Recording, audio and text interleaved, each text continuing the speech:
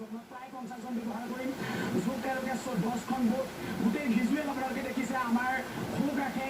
4খন boat ইতিমধ্যে গৈছে আৰু আমাৰ পিছফালে এখন বোট আহি আছে আছিফে এই ভিজুৱেলখিনি ল'ব লাগে কাৰণ ইয়াৰ পৰা অলপ দূৰ গৈ কালি উপঙি থকা নাওখন আমি পাইছিলোঁ সেই নাওখনৰ ওচৰলৈকে হয়তো এই গোটেই অভিযান যাব এতিয়া আমি কিছু আগত সেই নাওখন কালি উদ্ধাৰ কৰিছিলোঁ নাৱতকৈও উপঙি থকা মৃতদেহ একেবাৰে পোৱা যায় নেকি কাৰণ কালিৰ পৰা এতিয়া যথেষ্ট সময় হৈছে আমি 5খন বোট দেখুৱাইছোঁ আপোনালোকক আমাৰখন বাদ কৰি 5খন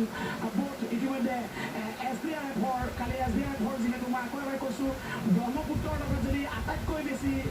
খেলিছে বা আটাইতকৈ বেছি যদি অভিজ্ঞতা আছে সেয়া হৈছে SDRF আৰু SDRFৰ এই যিটো অভিবংশ প্ৰায় নিউজ আমি দেখুৱাই আছোঁ আপোনালোকক আমাৰ আগত 5খন ৰাবাৰ বোট ইতিমধ্যে গৈছে আৰু আমাৰখনৰ সৈতে 6খন আমাৰ এটাই অনুসন্ধান যে এই যি লুইতৰ বুকুত